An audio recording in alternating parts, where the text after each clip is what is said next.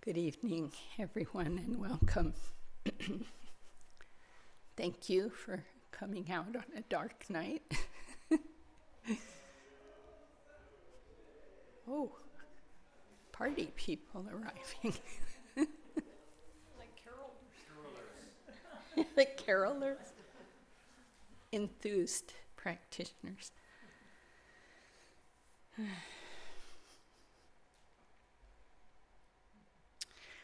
For anyone who's here for the first time, special welcome. And also, if you're new on streaming, we're happy you're joining us. And my name is Zopa, and this is Bill and Dora.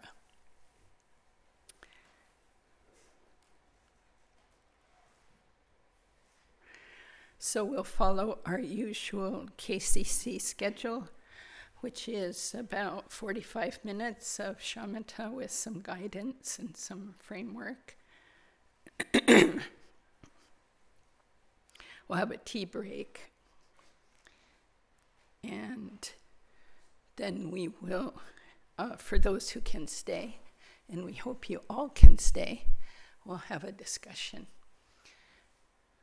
about how our practice is going, and how our lives are going, and how the Dharma can help us in our lives.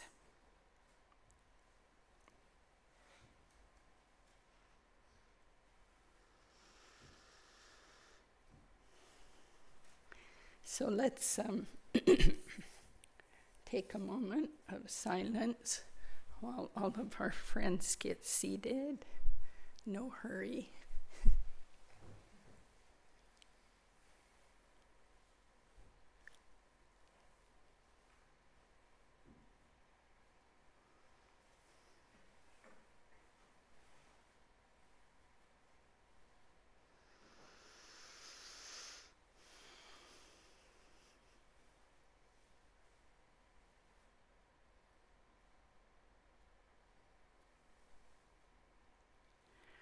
Whatever we do, no matter what our action is, our thought is, our speech is, there's always an intention, a motivation behind it. Always. These are called the ever-present mental factors. So whether it's a motivation that leads to the end of suffering or motivation that causes more suffering, that's up to us. But we always have that. Even I reach for a cookie, or I praise a friend, or I gossip about someone, there's some kind of intention and motivation behind that. So we try and square away our motivation here by doing our refuge and bodhicitta prayer. So let's start with that together.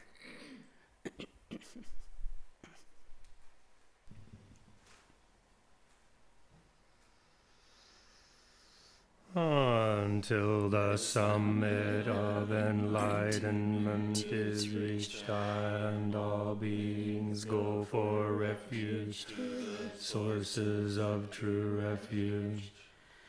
I will now practice the absorption of calm abiding in order to release all beings from their particular suffering and establish them in lasting peace and happiness.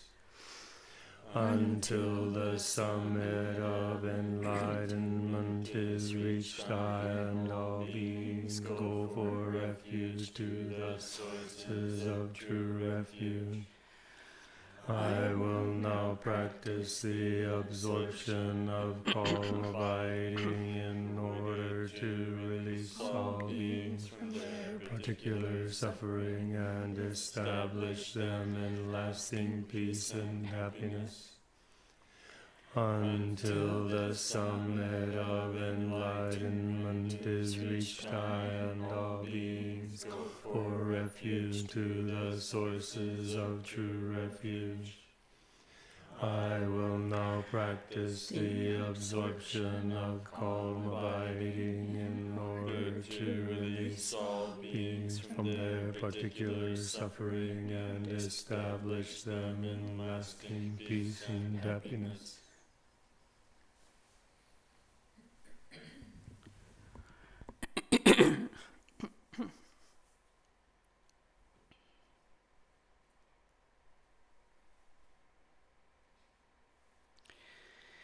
Almost every day. Can you hear me back there, Linda? Oh, okay. My voice is reacting to cold weather along with my asthma. Almost every day, I like to think of this very short saying. I think it comes from the sutras. That the Buddha said, I teach two things, suffering and the end of suffering. I think I like to think about that because my practices can get so complex, and which can be quite beautiful and helpful, but every once in a while I like to come back to what am I doing here? What is my intention, my motivation? Why am I following the Buddha? What did he teach anyway? So the teachings also say that every single bit of our suffering arises from a certain fundamental mistake.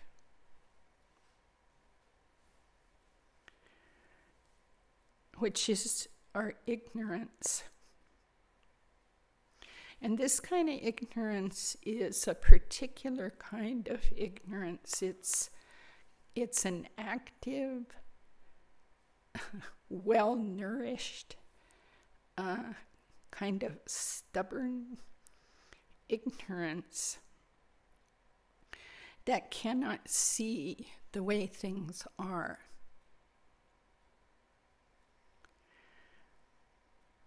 So this is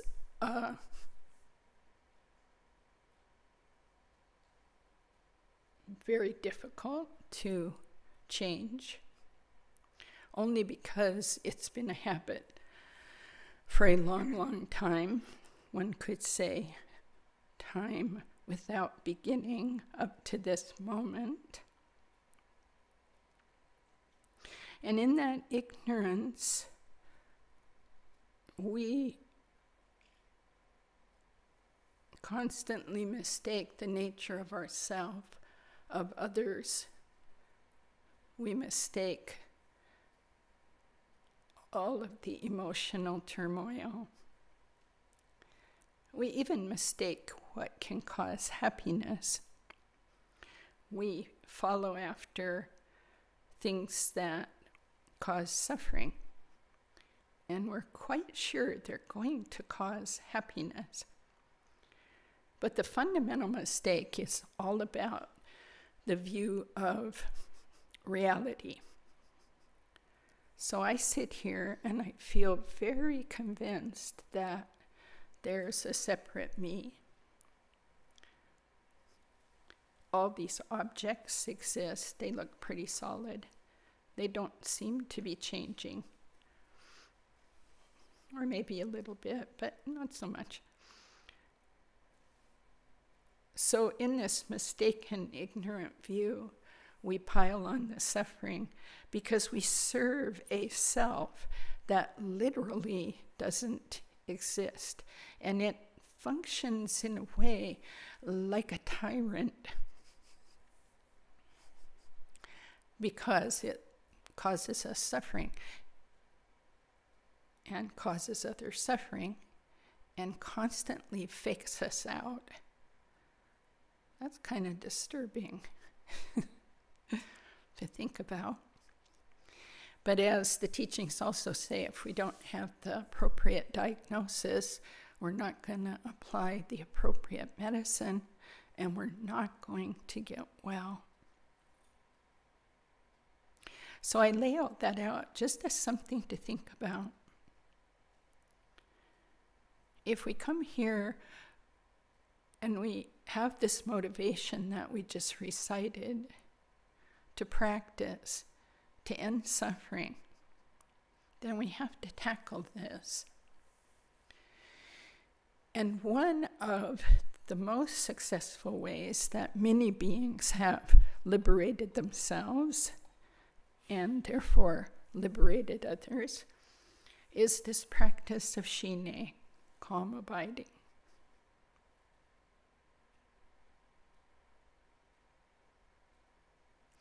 Because it has a lot to do with the diagnosis.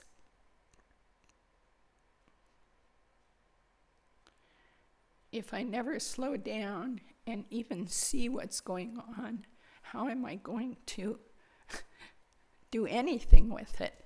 Nothing. I'll just be caught in a net over and over. So this is why in so many ways it's helpful to simplify our lives. Perhaps not do all the things that are going to come up during these holiday seasons. Maybe doing a little less. Maybe giving the gift of a calm mind. As Bill said this morning, the gift of space. Giving someone else the gift of your spaciousness, your lack of an agenda when you meet with them.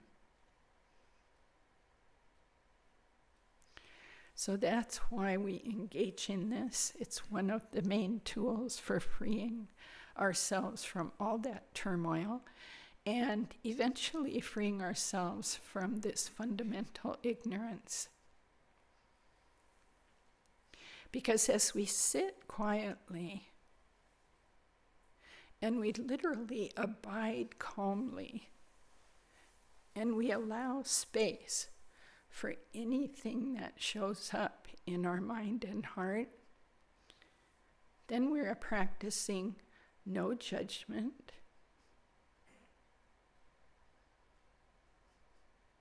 We're just watching it. And we can also experience getting caught, and that's perfect. That's what we do all day.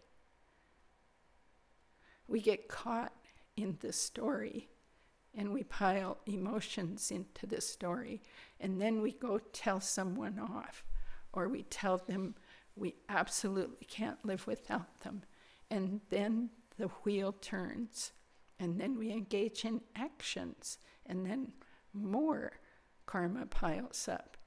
And pretty soon we're just in so deep it's quite difficult to get out. So isn't this just what it's like when we're sitting and we have a big story unfold? But the wonderful thing is at any moment, and I really encourage you to watch for this in your session tonight, you suddenly see, I'm caught. And you come back to the breath, or you come back to whatever object you're using, and in that nanosecond, you're free. So Shine shows us both the difficulty and the freedom. And then we can take that right out into our lives. So now, let's support one another in the practice. So get a nice comfortable seat, as they say. If you have to wiggle around a little to do that, good. For me, I usually need to take a couple deep breaths because I hold a lot of tension. So that helps me get here. Yeah, whatever you need to do. You want to get here in this very moment, which, as Lama Michael says, is a moment that will never occur again. Wow.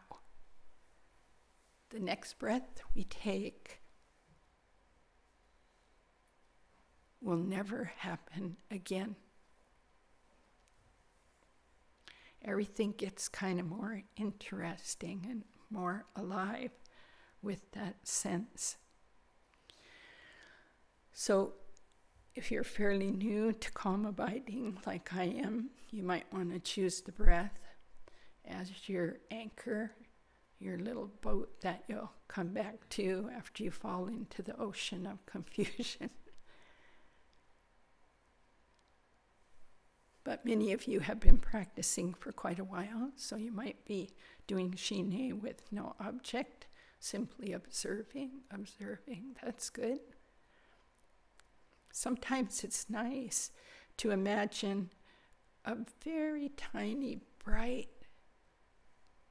Buddha in the form of any kind of statue or whatever you see, just that form, but a live being, golden light. The small size can help you focus, and maybe that's what you'll come back to over and over. So whatever it is, choose your object, then just relax the body, relaxed and awake, even happy to be here together. And then we'll just do this, following the breath, or coming back to your Buddha, or watching your mind, perhaps listening to sounds, just letting them go by, no problem. And then we'll just do this together, and we'll take a few short breaks, stretch breaks.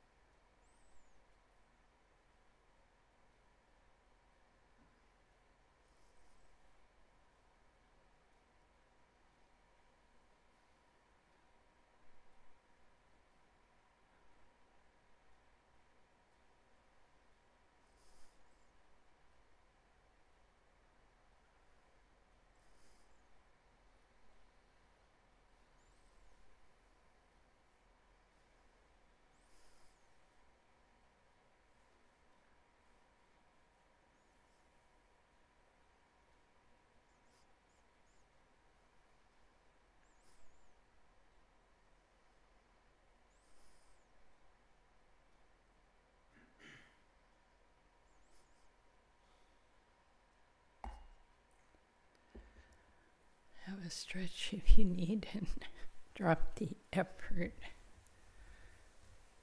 of trying. Just relax.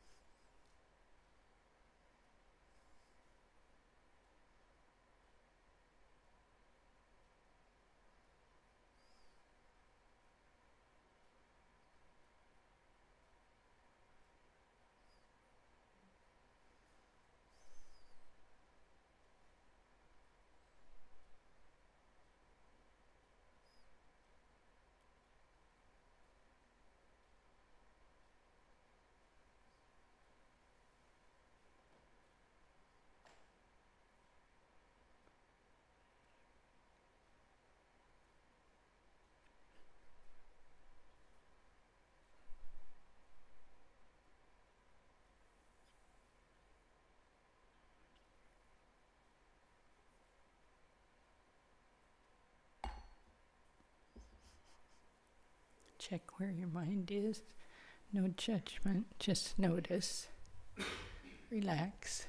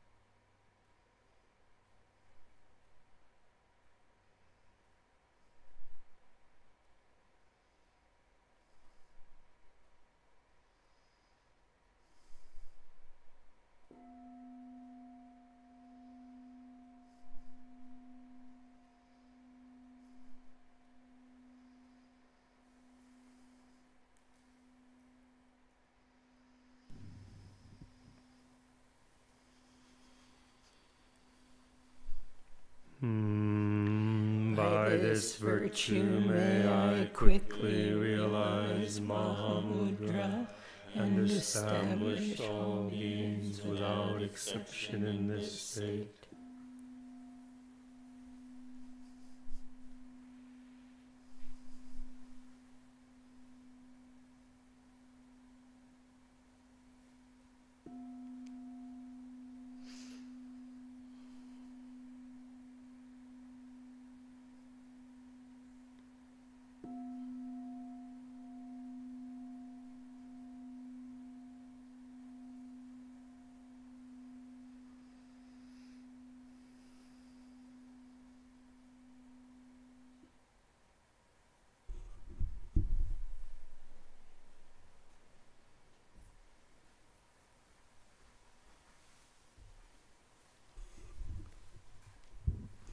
Thank you.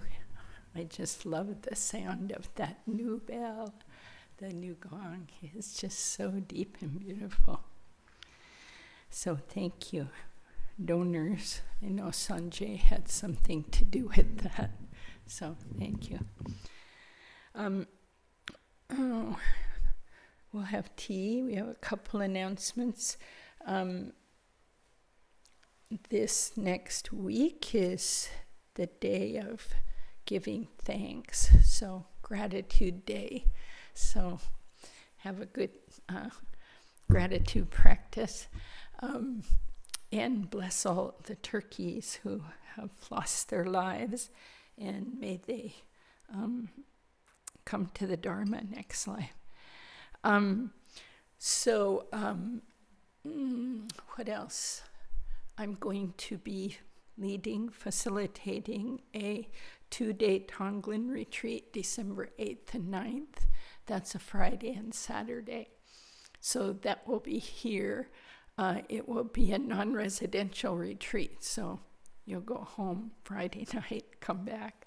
But be encouraged to carry the practice through that evening at home, which is quite a good thing to get the sense of. A day of practice, go home and hold it, come back. So that will be good. And mind training will resume not this next Thursday, which is Thanksgiving, but on November 30th. So we'll have a mind training night, and then always be the second and fourth Thursday as we have been. So you're invited to that. And the young adult group meets the first Friday in December, which did we say was the first? So it's December 1st, so be alert, you young ones. If you're waiting for some later Thursday, you'll miss it. Friday. Okay, what else? Bodhisattva, Bodhisattva celebration. There's a nice poster in the back. We're going to have it December 16th. It's kind of like our KCC holiday celebration. It is. It's 2 to 4:30. We've moved it up for us oldsters and for the little ones, all of whom were too tired to come so late, as we've been doing. So we celebrate the bodhisattvas of the whole